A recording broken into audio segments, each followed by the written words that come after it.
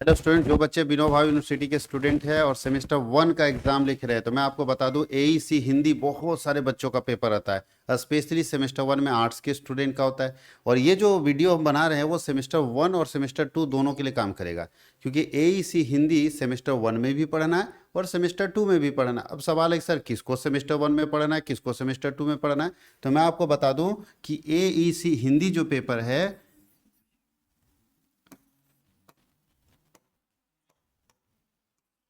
AEC जो Hindi paper है, ये हिंदी पेपर सेमेस्टर 1 में पढ़ना है। जो अभी आर्ट्स के बच्चे हैं, आर्ट्स के बच्चे के लिए सेमेस्टर 1 में पढ़ना है, ठीक है।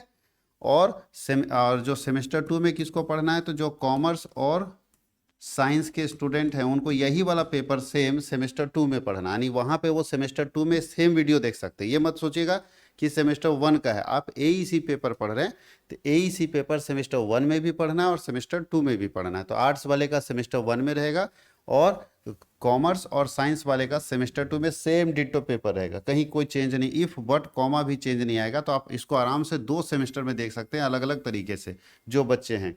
जैसे अभी सेमेस्टर 1 में कॉमर्स और साइंस को इंग्लिश पढ़ना है, तो आर्ट्स को सेमेस्टर 1 में इंग्लिश पढ़ना है, यानी इंग्लिश वाला जो होगा वो सेमेस्टर 1 में भी देखेगा साइंस और कॉमर्स का बच्चा, और सेमेस्टर 2 में आर्ट्स का बच्चा सेम वीडियो देखेगा, तो वीडियो सेम रहता है। अब जैसे एक बार इकोनॉमिक्स पढ़ा दिए, तो इकोनॉमिक्स एमडीसी में हो या मतलब एसी पेपर में हो, माइनर में हो या मेजर में हो, सबका सिलेबस सेम है, लगभग सेम है, 98% सेम सिलेबस है। तो इकोनॉमिक्स हम एमडीसी में पढ़ाएं या मेजर में पढ़ाएं या माइनर में पढ़ाएं, सब आप देख सकते हैं, आप सब पढ़ सकते हैं, कहीं कोई सिलेबस में चेंज नहीं है, याद रखिएगा इस चीज़ को। तो बहुत सारा पेपर कॉमन पेपर है।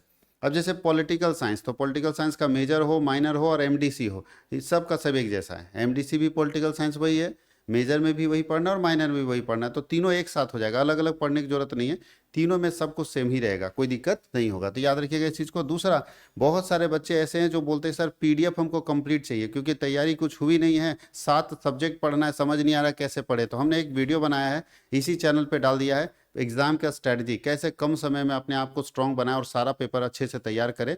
ये कैसे करेंगे, इसके लिए हमने एग्जाम स्ट्रैटेजी एक वीडियो बनाया, अगर नहीं देखें तो जाकर देख लीजिएगा। और सबसे पहले चैनल को सब्सक्राइब इसलिए कर लीजिए कि आपके पास एग्जाम के समय में सबसे पहले वीडियो जाए, हर तरह का, हर सब्जेक्ट का। हम यहाँ सारा सब्जेक्ट आपको पढ़ाने वाले हैं इस चैनल के ऊपर, और सब वीडियो जो है एकदम काम का वीडियो, क्योंकि हम लोग सिर्फ पीवाईक्यू लेकर आ रहे हैं, प्रीवियस ईयर क्वेश्चन, याद रखिएगा, इससे बाहर नहीं पूछेगा, नहीं, जितना इंपॉर्टेंट क्वेश्चन का कलेक्शन हो सकता है वो हम लोगों ने एक साथ किया और उसका पूरा क्वेश्चन आंसर करके हम आपको दे रहे हैं। बहुत सारे बच्चे वीडियो से इसको ठीक कर लेते हैं, बहुत बच्चे ऐसे होते हैं जो उनको लगता है कि नहीं, हमको पीडीएफ मिल जाता ना तो हम अच्छे से पढ़ पाते। तो जो पीडीएफ चाहते हैं, आर्ट्स साइंस और कॉमर्स के बच्चे जो पीडीएफ चाहते हैं वो पीडीएफ खरीद सकते हैं। उसके लिए हमारा एप्लीकेशन इंस्टॉल करना होगा, CWH ऑनलाइन एकेडमी के नाम से। प्ले स्टोर में जाना है, CWH ऑनलाइन एकेडमी का ऐप इंस्टॉल करना है। ऐप इंस्टॉल करने के बाद रजिस्टर करिएगा, तो रजिस्टर में पूरा डिटेल भरिएगा, एक पासवर्ड बना लीजिएगा। पासवर्ड जनरेट करने के बाद आप उसको सबमिट करके लॉगिन में जाएंगे, मोबाइल नंबर डालेंगे, पासवर्ड डालेंगे, लॉगिन हो जाएगा। उसके बाद कैटेगरी पूछेगा तो चुनेंगे ऑल यूनिवर्सिटी। ऑल यूनिवर्सिटी में जाने के बाद पेड कोर्स में जाएगा तो सबसे नीचे चले जाइएगा, तो सबसे नीचे ये कोर्सेस आपको दिखेंगे, ठीक है, सबसे नीचे चले जाइए तो ये कोर्सेस आपको दिखेंगे। अगर आप आर्ट्स के स्टूडेंट हैं तो बीए सेमेस्टर 1 वाला खरीदिएगा, साइंस है तो बीएससी खरीदिएगा और कॉमर्स है तो बीकॉम खरीदिएगा, ठीक है। मैं आपको एक जानकारी भी दूं, कॉमर्स वाले के लिए सारा नोट्स अवेलेबल है, आर्ट्स वाले के लिए भी सारा नोट्स अवेलेबल है। मेजर अभी हमारे पास अवेलेबल है पॉलिटिकल साइंस, हिस्ट्री और ज्योग्राफी और इकोनॉमिक्स, ये मेजर हमारे पास अवेलेबल है। हम लोग कोशिश करेंगे सोशोलॉजी वगैरह भी ऐड कर दें। साइंस में हमारे पास मेजर माइनर नहीं है भाई, साइंस का बच्चा जो भी खरीदेगा साइंस का कोर्स, उसमें मेजर माइनर नहीं है, बाकी सारे पेपर मिलेंगे। कौन कौन से पेपर है, तो उसमें बीएससी पेपर मिलेगा, एसईसी एसईसी पेपर मिलेगा, एमडीसी पेपर मिलेगा, अगर एमडीसी आपका ह्यूमन राइट्स या पॉलिटिकल साइंस है तो मिलेगा, अगर कोई दूसरा है तो कमेंट सेक्शन में जरूर लिख दीजिएगा। एमडीसी पेपर में चॉइस पेपर था ना, तो बहुत बच्चा अलग अलग चीज़ चुन लिया, तो आप एमडीसी चॉइस पेपर जरूर हमको इन्फॉर्म करेंगे अगर कोर्स खरीदेंगे तो बीएससी है, एसईसी आईकेएस पेपर मिलेगा, ये कंपलसरी पेपर सबको मिलेगा ही मिलेगा। एईसी पेपर मिलेगा, ये आपको मिलेगा ही मिलेगा। सिर्फ मेजर और माइनर साइंस का मेरे पास अभी अवेलेबल नहीं है, बाकी आर्ट्स का मेजर माइनर अवेलेबल है, कॉमर्स का भी मेजर माइनर अवेलेबल है। तो आप इस कोर्स को खरीद सकते हैं, 199 का कोर्स है, जाके वहाँ से बाई कर सकते हैं और उसका फ़ायदा उठा सकते हैं। कंप्लीट नोट्स हमने दे दिया, नहीं ये जो हम पढ़ा रहे हैं वो पहले से डाला हुआ है, क्योंकि इतना सारा सब्जेक्ट है कि हमारे लिए बस की बात नहीं है, हमको अपना सारा बैच ऑफ कर देना पड़ेगा, दिन भर पढ़ाएंगे तब हम कंप्लीट कर पाएंगे। इसलिए बाबू लोग हम पूरा कंप्लीट कर पाएंगे, कोशिश में हैं, प्रयास तो कर रहे हैं, जान तो लगा रहे हैं कि हम कंप्लीट कर रहे हैं। इसके चक्कर में हमको सुबह 4:30 बजे आके रिकॉर्ड करना पड़ता है। ये वीडियो एकदम सुबह सुबह रिकॉर्ड हो रहा है जब आप नींद में सोए हुए होंगे, तो उस समय हम लाके रिकॉर्ड कर रहे हैं कि किसी तरह से बच्चा को कोशिश कर रहे हैं कि सारा डिलीवर कर दें। लेकिन अगर नहीं हो पाया डिलीवर सारा, तो ये पीडीएफ नोट्स आपको काम देगा ना, पीडीएफ से पढ़ के जा सकते हैं एग्जाम, ठीक है। तो इसलिए बहुत सारा सब्जेक्ट, अब एक दिन में 15, मतलब एक दिन में 10 को मेजर पेपर का एग्जाम हम कैसे पढ़ाएंगे? 10 मेजर पेपर संभव है कि 10 मेजर पेपर का पूरा तैयारी? अरे भाई तैयारी क्या, नोट्स बनाना पड़ता है, क्वेश्चन ढूंढना पड़ता है, क्वेश्चन आंसर लिखना पड़ता है, फिर टाइप कराना पड़ता है, बहुत टाइम लगता है, एक एक नोट्स में हम लोग का टाइम लग जाता है। इसीलिए संभव अगर नहीं हो पाएगा अगर वीडियो बनाना, तो पीडीएफ तो पढ़ सकते हैं ना, तो पीडीएफ पढ़ के आप जाइएगा। इसलिए पीडीएफ कोर्स जरूर खरीद लीजिएगा, आपके लिए फायदेमंद है। चलिए सेट 2, सेट 1 हम लोग दे चुके हैं एक लेक्चर, आज हम सेट 2 बताने वाले एईसी हिंदी का। चलिए स्टार्ट करते हैं। सबसे पहले बोल रहा है फर्स्ट क्वेश्चन, मौन वाचन किसके सहारे किया जाता है? मौन वाचन मतलब चुप रहना। तो बोल रहा है कि मौन वाचन आंखों और होठों के हाव भाव से किया जाता है। जब आप कुछ नहीं बोलते हैं तो आंख के इशारे से ना बात होती है, ये और लिपसिंग से बात होती है, मतलब फुसाना समझते हो? महिलाओं में ये बड़ा अच्छा चीज होता है, आवाज नहीं निकलेगा लेकिन मुंह चला रही है, बोल रही है, और सामने वाला सुन रहा, समझ में आ गया क्या बोल रही हो। और दूसरा आंखों के इशारों से। तो जब मौन वाचन होता है वो आंखों के इशारों से चलता है और होठों के हाव भाव के सहारे किया जाता है। विद्यार्थियों द्वारा सुनी हुई ध्वनियों को लेखनीबद्ध करने को क्या कहते हैं? यानी हम सुन के लिखते हैं, उसको क्या बोलते हैं? इसे बोलते हैं लिप्यांतरण। लिप्यांतरण मतलब लिपि को लिखना, या ध्वनि लिपि बोलते हैं, सुन के लिखना। नहीं, हम लोग बचपन में पढ़ते थे, सुन के लिखा जाता था, वो टीचर बोलते रहते थे, हम सुन सुन के लिखते थे। वाक्य की इकाई क्या है? तो वाक्य की इकाई शब्द है, यानी वाक्य में क्या होता है? शब्द, शब्दों को जोड़ते हैं तो वाक्य बनता है। पवन का संधि विच्छेद करे, पवन का संधि विच्छेद है प जोड़ वन। जो बाएं हाथ से तीर चलाता है उसे क्या कहते हैं? उसे बामांगू कहते हैं, बामांगू कहते हैं, या बाएं हाथ वाला तीरंदाज भी कहते हैं। उपसर्ग और प्रत्यय में क्या अंतर है? पिछले वाले वीडियो में भी था। उपसर्ग क्या होता है? किसी शब्द के पहले जुड़ता है और उसका मीनिंग बदल देता है। प्रत्यय क्या होता है? किसी शब्द के बाद जुड़ता है और उसका मीनिंग बदल देता है। इसको प्रीफिक्स और सफिक्स बोलते हैं। उपसर्ग किसी शब्द के पहले जुड़ जाता है। देखिए, उपसर्ग वह शब्दांश होता है जो किसी मूल शब्द के पहले लगाया जाता है, और विसर्ग वह होता है, या प्रत्यय वह होता है जो किसी शब्द के बाद लगाया जाता है। जैसे देखिए, एक शब्द है ज्ञान, ज्ञान के पहले लग गया अ, मीनिंग चेंज हो गया, ज्ञान का मीनिंग अलग है, और जैसे उसके पास अ लग गया वो हो गया अज्ञान, मतलब जस्ट उल्टा। पहले शब्द जुड़ रहा है, जैसे पुत्र, पुत्र के पहले एक शब्द जुड़ गया सु, सुपुत्र हो गया, कु जोड़ गया कुपुत्र हो गया, यानी मीनिंग चेंज। तो किसी शब्द के पहले अगर कोई शब्द जुड़ता है और उसका अर्थ बदल देता है तो उसे हम कहते हैं उपसर्ग। और किसी शब्द के बाद कोई शब्द जुड़ता है और उसका अर्थ बदल देता है तो उसे हम कहते हैं प्रत्यय। याद रहेगा क्या बोलते हैं? प्रत्यय। जैसे यहाँ देखिए, बालक एक है, बालक एक शब्द है, उसके साथ पन जुड़ गया तो बालपन हो गया। मीठा एक शब्द है, उसके पीछे एक शब्द जुड़ गया ई, तो मिठाई बन गया।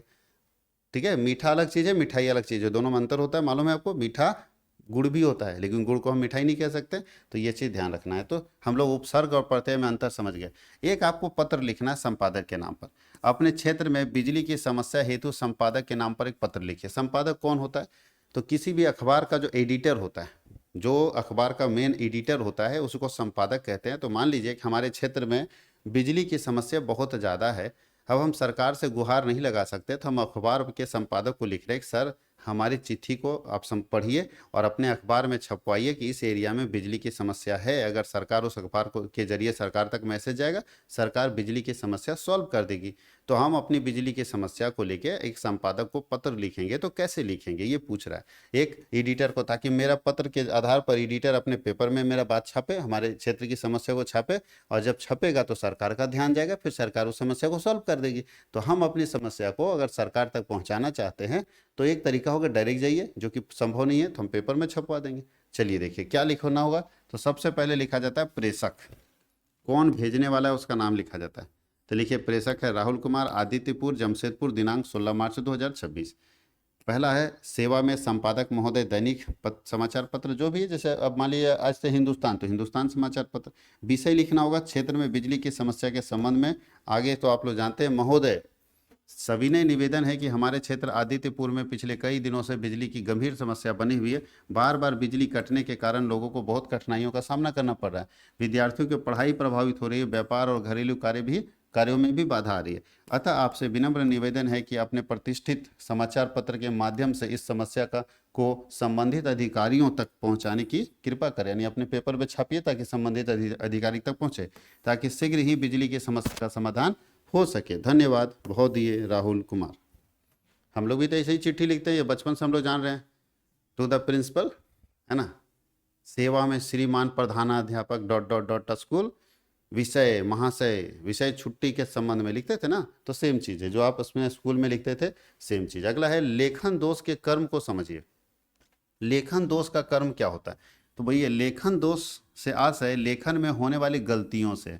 लेखन दोष का मतलब होता है लिखने में, जब हम लिखते हैं तो बहुत सारी गलतियां करते हैं, चाहे ग्रामर का मिस्टेक कर देते हैं, चाहे स्पेलिंग का मिस्टेक कर देते हैं, उसी को हम बोलते हैं लेखन दोष। लेखन दोष का मतलब है एक व्यक्ति जब कोई अपनी बातों को लिखता है तो लिखने में बहुत सारी गलतियां कर देता है, अशुद्धता कर देता है, और वही अशुद्धता जो है उसी को हम लोग बोलते हैं लेखन दोष। जिसमें मतलब जिसने भाषा की शुद्धता और स्पष्टता को प्रभावित होती है। अगर मान ली गलत लिख रहे हैं तो उसका मीनिंग चेंज हो जाएगा ना, भाषा की शुद्धता चेंज हो जाएगी, इसे लेखन दोष बोलते हैं। लेखन दोष बहुत सारे कारण से हो सकता है। पहला कारण है कि व्याकरण का ज्ञान नहीं है। अगर किसी व्यक्ति में व्याकरण का ज्ञान नहीं है तो वो सही से नहीं लिखेगा, समझ गए। स्त्रीलिंग पुल्लिंग पते नहीं, किसी में ती लगा दे रहा है, किसी में ता लगा दे रहा है, मतलब स्त्रीलिंग पुल्लिंग पते नहीं है। तो पहला हम लोग जो लिखने में गलती करते हैं, हम लोगों का जो लेखन दोष होता है उसमें सबसे पहला कारण है कि व्याकरण की जानकारी नहीं होने के कारण हम गलत लिख देते हैं। दूसरा वर्तनी की शुद्धि, बहुत सारा शब्द जो है और उसका ज्ञान ही नहीं, उसको वर्तनी शब्द को लिखने नहीं आ रहा है। तीसरा भाषा का कम अभ्यास, वो नियमित अभ्यास भाषा के ऊपर नहीं किया है, इसलिए उसको लिखने में दिक्कत हो रही है। शब्दों का गलत प्रयोग कर दिया, जो शब्द थे कहाँ पे सेट होना चाहिए कहीं और सेट कर दिया, यानी शब्दों का गलत प्रयोग अगर हो जाएगा तो मीनिंग बदल जाएगा। जल्दबाजी में लिखने से एक गलती होती है, और ध्यान अगर किसी का नहीं रहेगा लिखावट में तो लेखन दोष होता है। तो लेखन दोष के 5-6 कारण है। पहला व्याकरण का कम ज्ञान, शब्दों मतलब वर्तनी की अशुद्धि होगी, भाषा का कम अभ्यास होगा, शब्दों का गलत प्रयोग होगा, जल्दबाजी में लेखन और ध्यान की कमी। ये 6 ऐसे कारण हैं जो लोगों के अंदर लेखन दोष लेकर आता है, जब हम अच्छे से किसी बात को लिख नहीं पाते। इसको बोलते हैं लेखन दोष। क्या बोलते हैं? लेखन दोष। आगे लेखन कौशल के महत्व और प्रकार पर प्रकाश डालिए। तो लेखन कौशल होता क्या? तो लेखन कौशल वह क्षमता है जो किसी शब्द को लिखने, जैसे अखबार में नहीं देखते हैं, कोई शब्द नॉर्मल घटना है लेकिन इतना अच्छा घुमा के लिखेगा कि आपको पढ़ने में मजा आता है। लेखन कौशल वही है। तो बोलता है लेखन कौशल वह क्षमता है जिसके माध्यम से व्यक्ति अपने विचारों, भावनाओं, अनुभवों को स्पष्ट ढंग से लिखित रूप में व्यक्त करता है। यानी एक ऐसा माध्यम जिससे आप अपनी पता होता है, कोई कोई आप समाज में देखिएगा इतना अच्छा बात लिखता है सोशल मीडिया पर कि पढ़ने में मजा आता है, तंच भी कसा, तरीके से लिखा। तो कुछ लोग का लेखन कौशल बहुत अच्छा है, यानी राइटिंग स्किल इसको हम लोग बोलते हैं, बहुत ज़बरदस्त है, लिखने की क्षमता उसकी बहुत ज़बरदस्त है। और ऐसा वही व्यक्ति कर सकता है जिसको भाषा का संपूर्ण ज्ञान हो, जिसको ग्रामर का संपूर्ण ज्ञान हो। जब तक आप भाषा के ऊपर पकड़ नहीं बनाएंगे आपकी लेखन कौशल जो है उतनी अच्छी नहीं बनेगी। तो लेखन क्षमता, लेखन कौशल जिसको राइटिंग स्किल बोलते हैं, क्या आप लिखने की क्षमता कैसे डेवलप करेंगे, अपना राइटिंग स्किल कैसे डेवलप करेंगे, अपना लेखन कौशल कैसे डेवलप करेंगे। यह लेखन कौशल का महत्व क्या भैया? तो पहला महत्व है कि लेखन कौशल से व्यक्ति अपने विचारों को स्पष्ट और व्यवस्थित रूप में प्रस्तुत कर सकता है। दूसरा, शिक्षा के क्षेत्र में लेखन कौशल बहुत काम करता है। जब निबंध लिखना हो, पत्र लिखना हो, रिपोर्ट लिखना हो, परीक्षा में इसका बहुत महत्व है। यह व्यक्ति की रचनात्मकता, क्रिएटिविटी को बढ़ाता है और कल्पना शक्ति, इमेजिनेशन को बढ़ाता है। लेखन कौशल से संचार की प्रक्रिया सरल और प्रभावी हो जाती है, यानी राइटिंग स्किल से कम्युनिकेशन का प्रोसेस जो है वो इजी हो जाता है, इफेक्टिव हो जाता है, बढ़िया हो जाता है। यह व्यक्ति के व्यक्तित्व विकास में भी सहायक। अगर आप किसी को लिखने बहुत अच्छा आता है ना तो बहुत अच्छा बोलने भी जानता है, उसका पर्सनालिटी ऑटोमेटिक डेवलप हो जाएगा। लेखन कौशल के बहुत सारे प्रकार है, जिसमें से फर्स्ट प्रकार है वर्णनात्मक लेखन। वर्णनात्मक मतलब पूरा डिटेल में लिखना, किसी घटना को नहीं बोलता, किसी घटना का पूरा वर्णन करना जो अखबार में रहता है, छोटी सी घटना है उसको वर्णन कर दिया। कथात्मक लेखन, कथा के जैसा, कहानी के जैसा समझा दिया। विवेचनात्मक लेखन, विवेचन कर दिया, कोई घटना घटा उसका पूरा डिटेल बता दिया, विस्तार में बता दिया, विश्लेषण। और सृजनात्मक लेखन, कुछ ऐसा लिखना, मतलब कल्पना शक्ति ऐसा है कि बात सीधा है लेकिन उसको इतना घुमा के लिखा, उसको बोलते हैं सृजनात्मक शक्ति। उसके अंदर क्रिएटिविटी उसके अंदर बहुत ज़्यादा, तो क्रिएटिव पावर उसके अंदर होनी चाहिए। तो आज के समय में समझिए कि सोशल मीडिया में वही चल रहा है, वही व्यक्ति अच्छा कर पा रहा है जिसके पास लेखन कौशल है। ये भी एक जॉब है सोशल मीडिया पे। बताइए, डायलॉग लिखना, लिखना तो पड़ेगा ना, क्योंकि आप अगर छोटा फिल्म भी बना रहे, छोटा सा स्क्रिप्ट भी बना रहे, कोई कंटेंट बना रहे, तो आपको तो लिखना पड़ेगा कंटेंट। तो ये लिख के कौन देता है, इस चीज़ को लिख के कौन देता है, तो ये लेखन कौशल जिसका अच्छा रहता है वो लिख के देता है। अगले चलते हैं, लेखन के कौशल का आत्मक उद्देश्य और अपेक्षित व्यवहारगत परिवर्तन पर प्रकाश डाली। यानी लेखन कौशल शिक्षा का एक महत्वपूर्ण प्रक्रिया जिसके माध्यम से विद्यार्थी अपने विचारों, भावनाओं और अनुभवों को लिखित रूप से में व्यक्त करना सीखते हैं। लेखन के माध्यम से भाषा का सही प्रयोग, विचारों की स्पष्टता, अभिव्यक्ति की क्षमता विकसित होती है। लेखन के आत्मक उद्देश्य क्या है, क्यों लेखन कौशल को बढ़ाना चाहिए, तो पहला, विद्यार्थियों में अपने विचारों और भावनाओं को स्पष्ट रूप में लिखने की क्षमता विकसित करनी चाहिए। भाषा के शुद्ध और सही प्रयोग की आदत डालनी चाहिए। विद्यार्थियों में रचनात्मकता और कल्पना शक्ति विकसित करनी चाहिए। विचारों को क्रमबद्ध और व्यवस्थित रूप में प्रस्तुत करने की क्षमता विकसित करनी चाहिए। और भाषा और व्याकरण का ज्ञान व्यवहार में लाना चाहिए। जो आप व्याकरण पढ़ रहे हो उसको जब आप लिखेंगे तो भाषा शैली में, लेखन कौशल में वो आ जाएगा। अपेक्षित व्यवहारगत परिवर्तन क्या है, तो सिंपल, विद्यार्थी लिखने से अधिक रुचि लेने लगता है। जब आपका भाषा अच्छा रहेगा, लेखन कौशल अच्छा रहेगा, तो आपको लिखने में इंटरेस्ट आएगा। जिनका लेखन कौशल अच्छा रहता है वही ना कहानी लिखते हैं, बुक लिखते हैं। कहानी लिखेंगे, बुक लिखेंगे, लेखन कौशल बहुत जबरदस्त रहता है। दूसरा, भाषा का प्रयोग अधिक शुद्ध करेंगे। जो भी भाषा का प्रयोग करें एकदम शुद्ध भाषा का प्रयोग करेंगे। विचारों की व्यवस्थित और प्रभावी ढंग से व्यक्त करने की क्षमता बढ़ेगी। यानी आप अपने विचार कितने अच्छे तरीके से व्यक्त कर सकते हैं। विद्यार्थियों में आत्मविश्वास बढ़ेगा, रचनात्मक सोच बढ़ेगा, यानी कॉन्फिडेंस बिल्ड होगा अगर आपके पास भाषा की शक्ति है तो। और संचार कौशल में सुधार होता है और भाषा का सही उपयोग होता है। अगला है, मीडिया लेखन की परिभाषा देते हुए उनके सिद्धांतों की विवेचना की। मीडिया लेखन का मतलब है कि हर व्यक्ति अखबार का संपादक नहीं हो सकता। संपादक को संपूर्ण ज्ञान होता है, मतलब बोलता है कि छोटा सा बात है उसको बहुत डिटेल में समझाने की क्षमता जिस व्यक्ति के अंदर है वो संपादक होता है। संपादक छोड़ मतलब नॉर्मल आदमी नहीं होता है। वह व्यक्ति जो किसी भी बात को लेके पूरा डिटेल में बहस कर सकता है वो है संपादक। जिसमें बहुत सारे चीज़ों का निचोड़ करके ला सकता है वो है संपादक। तो मीडिया लेखन आसान नहीं, मीडिया लेखन बहुत टफ है। यानी मीडिया को जो कंटेंट मिलता है लिख के, वो कौन लिखता होगा? आज तक जो न्यूज वाला लोग पढ़ता है देख देख के, तो कौन लिखता होगा? कोई तो लिख के देता होगा। तो जो लिख के देता है उसी को बोलते हैं क्या? मीडिया लेखन, मीडिया राइटिंग। तो मीडिया लेखन वह लेखन है जो समाचार पत्र, रेडियो, टेलीविजन और इंटरनेट अन्य समाचार माध्यमों के पर जाता है। यानी जो इस सब पर जाता है लिखा हुआ चीज, वो मीडिया लेखन है।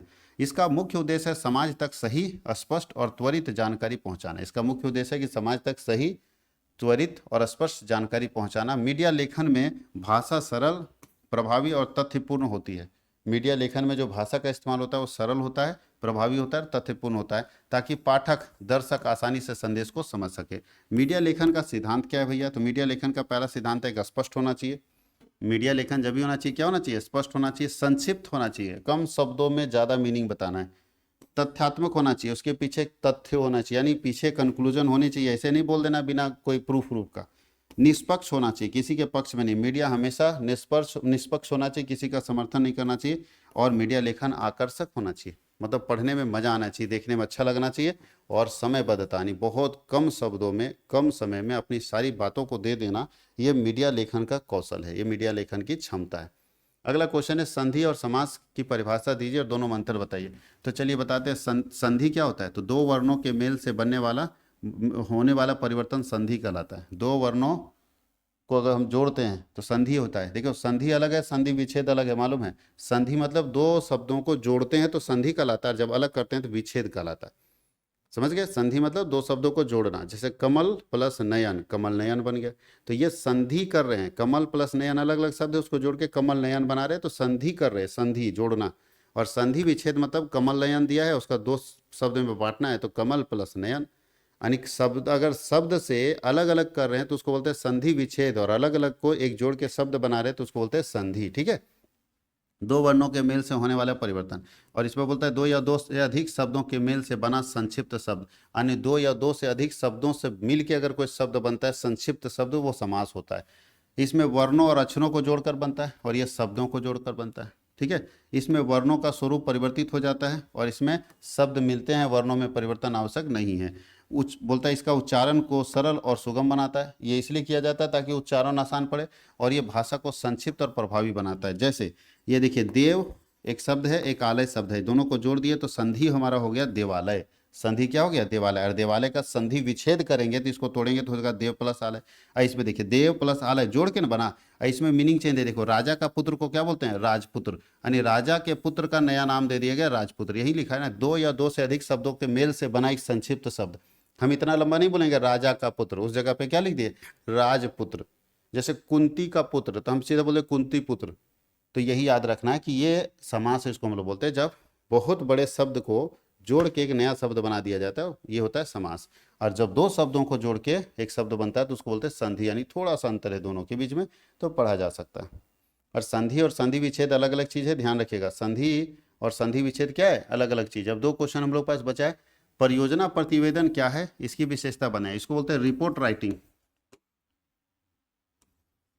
ठीक है, परियोजना प्रोजेक्ट रिपोर्ट इसको बोलते हैं। तो परियोजना प्रतिवेदन वह लिखित दस्तावेज होता है जिसमें किसी योजना, किसी परियोजना से संबंधित उद्देश्य, संसाधन, जैसे सरकार कोई योजना बनाती है, मैया सम्मान योजना सरकार बनाई, तो ऐसे ही बस बोल दी हो गया, या उसका एक प्रोजेक्ट बना होगा, तो इसको हम लोग बोलते हैं प्रोजेक्ट रिपोर्ट। क्या बोलते हैं इंग्लिश में बोलते हैं प्रोजेक्ट रिपोर्ट। प्रोजेक्ट रिपोर्ट बना होगा कि कितनी महिलाएं झारखंड में है, कि कहाँ से पैसा आएगा, उनको कैसे पैसा देंगे, तो इसी को हम लोग बोलते हैं। तो प्रोजेक्ट रिपोर्ट आसान नहीं बनाना, तो बनाना बहुत टफ काम है प्रोजेक्ट। वही लिखा है कि परियोजना प्रतिवेदन वह लिखित दस्तावेज होता है जिसमें किसी योजना की सारी जानकारी यहाँ पे लिखी होती है, जिसमें वो योजना का संसाधन, लागत, अपेक्षित परिणाम सब डिटेल में लिखा रहता है। इसके माध्यम से किसी को, मतलब किसी कार्य को आरंभ करने से पहले उसकी पूरी जानकारी आपको मिल जाती है। अगर आप प्रोजेक्ट रिपोर्ट, परियोजना प्रतिवेदन बनाते हैं तो किसी काम को आरंभ करने से पहले उसकी सारी जानकारी हमको मिल जाती है कि क्या कॉस्ट आएगा, कितने दिनों में पूरा होगा, कितने लोग जुड़ेंगे, क्या कॉस्टिंग होगा, कैसे जोड़ेंगे, कैसे सामान हमारे पास आएगा, कैसे बनाएंगे, कैसे उसको बेचेंगे, सारी जानकारी आपको यहाँ पे प्रोजेक्ट रिपोर्ट में मिल जाती है। प्रोजेक्ट रिपोर्ट पहला स्पष्ट होना चाहिए, इसमें भाषा एकदम साफ लिखना चाहिए ताकि एक बार में समझ में आए। उद्देश्य पूर्ण होना चाहिए, जो भी प्रोजेक्ट बन रहा है उस जिस उद्देश्य के लिए बन रहा है उस उद्देश्य को यहाँ लिखना चाहिए। क्रमबद्ध प्रस्तुति, यानी जो भी प्रेजेंट करना है सीक्वेंस में करना है। तथ्यात्मकता होनी चाहिए, इसमें तथ्यों की जानकारी होनी चाहिए, विस्तृत विवरण होना चाहिए, डिटेल डिस्क्रिप्शन होनी चाहिए, और उपयोगिता होनी चाहिए, यानी ये प्रोजेक्ट रिपोर्ट लोगों के लिए उपयोगी होना चाहिए। तो एक प्रोजेक्ट रिपोर्ट लिखने की भी शक्ति होनी चाहिए और क्षमता होनी चाहिए।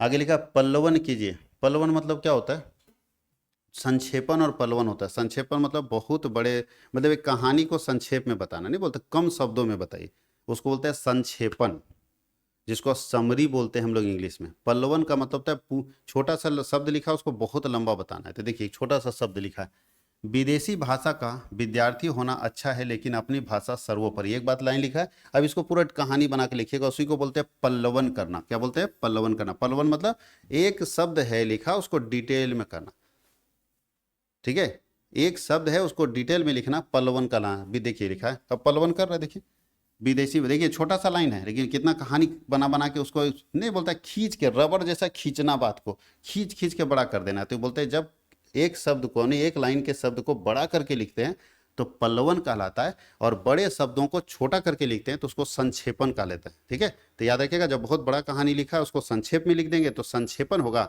और संक्षेप में लिखा हुआ उसको बड़ा कहानी बदल देंगे तो पल्लवन होगा। पल्लवन मतलब किसी छोटे शब्दों को, छोटे में लिखे कहानी या थीम को बड़े शब्दों में बदल देना पल्लवन कहलाता है। तो पूरा पल्लवन कर दिया, अब उसी को खींच दिया कि हमारी मातृभाषा कैसी होनी चाहिए। देखिए विदेशी भाषा सीखना आज के समय में बहुत उपयोगी माना जाता है। विदेशी भाषाओं के ज्ञान से व्यक्ति को दुनिया के विभिन्न देशों के लोगों से संपर्क स्थापित करने का अवसर मिलता है। इससे नई नई जानकारियां प्राप्त होती है और शिक्षा, व्यापार, रोजगार के क्षेत्रों में अनेक संभावनाएं बढ़ जाती है। आज के वैश्विक युग में अंग्रेजी जैसी विदेशी भाषाओं का ज्ञान कई क्षेत्रों में आवश्यक हो गया, इसलिए विदेशी भाषा का विद्यार्थी को पूरा ज्ञान होना चाहिए, उसका निश्चित लाभ होता है। किंतु इसके साथ साथ अपनी मातृभाषा का महत्व भी सबसे अधिक होता है। नहीं पूरा कहानी बना दिया कि अपनी मातृभाषा को भी सीखना चाहिए, आप इसको नहीं छोड़ सकते क्योंकि हमारा रूट है, ये हमारा जड़ है, यही से हम आगे बढ़े, पूरा कहानी डाल दिया।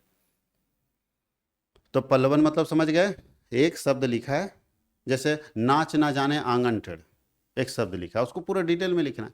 तो जब किसी छोटे शब्द को पूरा डिटेल में लिखते हैं तो इसको बोलते हैं पल्लवन करना, और जब पूरे डिटेल को एक जगह छोटा करके लिखते हैं तो इसको बोलते हैं संक्षेपण करना। याद रखिएगा, तो पल्लवन ये है। आज हम लोग यही तक रहेंगे बाबू लोग, क्योंकि दूसरा सेट हम लोग कंप्लीट कर लिए। अब हम लोग चलेंगे 23-27 का सेट 1 यानी तीसरा लेक्चर में। ठीक है, तो अगले क्लास में हम लोग इसको रिकॉर्ड करेंगे तीसरे लेक्चर को। तो आप लोग देखिए, अगर मज़ा आ रहा है ना आप लोग को क्लास को, तो कमेंट और लाइक दो धूम मचा के करना चाहिए। और सबसे अच्छा एक बात और रिक्वेस्ट कर रहा हूँ कि सब्सक्राइब करके रखिएगा जरूर, बच्चे देख रहे हैं वीडियोस को बट सब्सक्राइब नहीं कर रहे, इससे क्या होगा कि नोटिफिकेशन आप तक जाएगा नहीं। एक और बात, आप जब भी किसी वीडियो को देखिएगा प्लेलिस्ट में जाकर देखिएगा, हमने एईसी पेपर का बीवीयू का प्लेलिस्ट जारी कर दिया है, प्लेलिस्ट में जाके देखिएगा, सारा वीडियो एक साथ मिलेगा, ठीक है। क्योंकि हमारा और आपका जो संबंध है वो सिर्फ 1 साल का और 2 महीने का नहीं है। अभी आप हमारे साथ 4 साल तक जुड़े रहेंगे, क्योंकि आप 4 साल का ग्रेजुएशन कर रहे हैं, अभी आपका सेमेस्टर 1 है। 25 से 29 यानी 2029 तक हम आपको सेवा दें, इसके लिए ज़रूरी है कि आप हमें मोटिवेट करें, आप हमको भी, हम लोगों को भी लगे कि नहीं हम लोग मेहनत करें, तो स्टूडेंट भी हमारे लिए मेहनत करे तो मज़ा आता है, ठीक है। तो अगर 2029 तक हमारा और आपका साथ रहे और हर साल एग्ज़ाम में आपको मदद करे, तो इसीलिए ज़रूरी है कि सबसे पहले चैनल को सब्सक्राइब भी कर लीजिए और अपने दोस्तों को भेज दीजिए, ताकि हम लोगों के अंदर एनर्जी कम ना हो। जिस दिन एनर्जी कम हुआ वीडियो बनना छूट जाएगा। इसलिए एनर्जी मेंटेन होने के लिए आपका सहयोग जरूरी है, आपका कमेंट जरूरी है, आपका सपोर्ट जरूरी है। तो जम के कीजिए, जबरदस्त कीजिए, ताकि हम लोग 2029 तक हर एग्जाम में आपको सपोर्ट करेंगे। बहुत बहुत धन्यवाद।